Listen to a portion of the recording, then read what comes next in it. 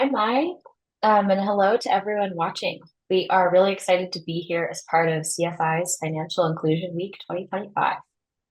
I'm Caroline Morrow from Grid Impact, and I'm joined today by Mai Nagabayashi from Women's World Banking.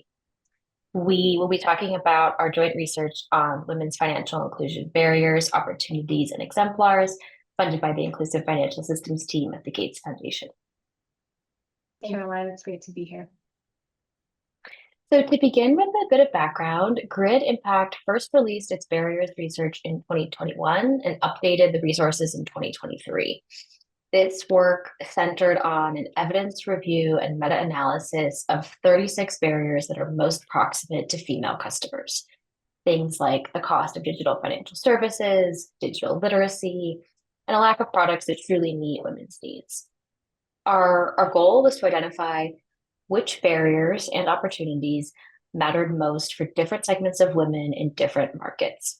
We really believe that if, as an industry, we can align on an approach to prioritizing and addressing barriers that are most important to specific segments of women in specific contexts, we'll be more effective in steering resources and coordinating impactful interventions.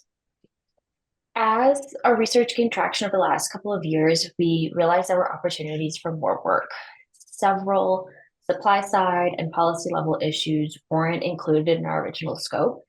Things like limited use of sex disaggregated data among policymakers and providers, the absence of gender intentional national financial inclusion strategies, limited interoperability, and so on.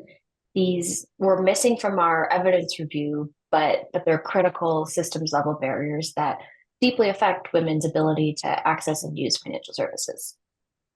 So as we were getting ready to expand this work, our colleagues at Women's World Banking were preparing to explore challenges that financial services providers face when trying to adopt women-centric approaches.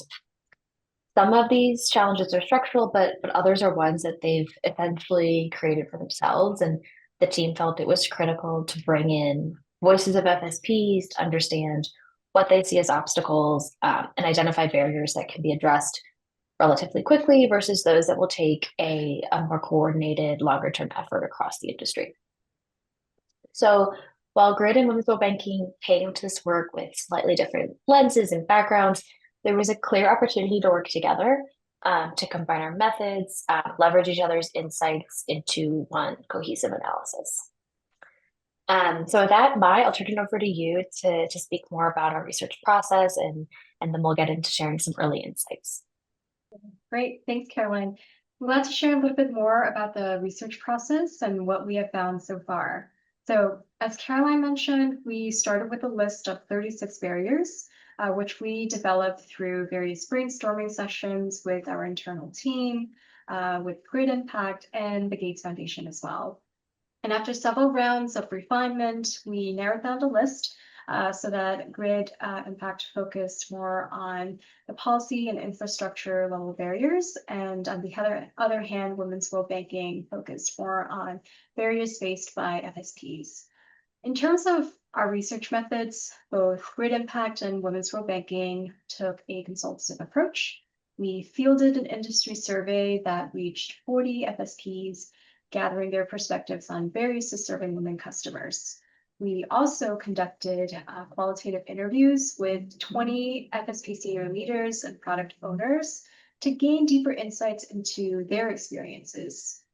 We also compiled hundreds of pieces of evidence to support our evidence review and also designed a consultative survey, convening stakeholders, both FSPs and policymakers, to stress test and confirm some of the research findings. We really wanted to make sure that the barriers we were looking at were the ones that resonated most with those stakeholder groups, whether they be FSPs, policymakers, payment system operators, and so on. What barriers are standing out to you right now, Mai? Yeah, good question. So some examples of the high priority barriers that stood out. One of them is the lack of women in policy or financial institution leadership. Our industry survey of financial services providers finds that fewer than 25% of institutions have women in their C-suite or senior management team. And a few external research that we found, according to the 2025 UNFIF Gender Balance Index report, only 33% of women are represented on boards in financial institutions, and women account for only 32% of senior leadership roles. In addition, despite a record of 30 female central bank governors globally, the progress is still stalling, with women securing only 12% of new leadership appointments last year. So clearly it's a barrier for both the policy side and financial institutions, but the research is clear. More diverse group of leaders make better decisions. So that means including women in policy making leads to agreements benefiting a wider range of stakeholders. Furthermore, increasing diversity among leadership and financial institution leads to stronger profits and higher social returns. So that's an important barrier if stakeholders are serious about reaching women customer segments. Just another example that I'm going to share is on the barrier on low trust in financial institutions. According to the latest Global Findex report, about half of adults surveyed in the Global Findex cited a lack of trust in financial institutions as a reason for not using their accounts. And I think this applies to most of the barriers as well, but particularly for the barrier on low trust in financial institutions, we saw that it is connected to so many other barriers across policy and FSPs.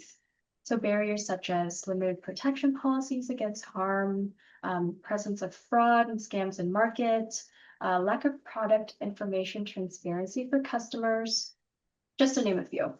Yeah, that definitely resonates. I think one thing that's become clear is that no barrier operates independently of others.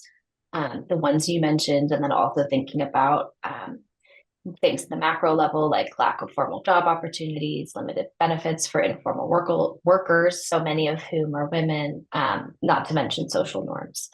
And the sentiment is that all of these barriers contribute to an inequitable financial system that makes it difficult for women to access and use financial services in meaningful ways. Um, and this means that when we think about solutions, we need to be holistic and intentional in addressing barriers that are most relevant to those specific segments of women in specific contexts. Um, and the most impactful solutions are going to be those that bring together multiple stakeholder groups, including women, and center women's lived experience. And that's a good segue to some of our suggested approaches in addressing the barriers. Beyond identifying the barriers, we've taken an opportunity-focused approach by mapping several barriers to successful case studies and practical interventions that have shown positive results in addressing them. So similar to the last iteration of the research, we refer to them as exemplars, which are examples of programs, solutions, and interventions that various organizations have implemented or are currently implementing to addressing some of these barriers. Caroline, anything else to add on your end?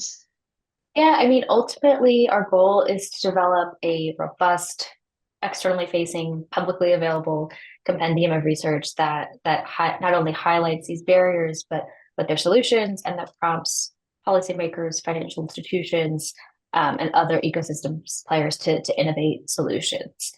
So we're really focused on developing user-centric tools and resources that these players can use and be equipped to address the highest priority barriers in their contexts. Of course, ultimately ensuring that more women benefit from the financial services available to them. Our compendium of resources will become available in November this year.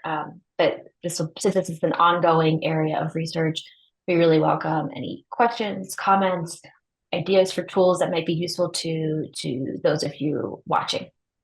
So we look forward to continuing the conversation and sharing more insights as the work evolves. For watching. Bye-bye.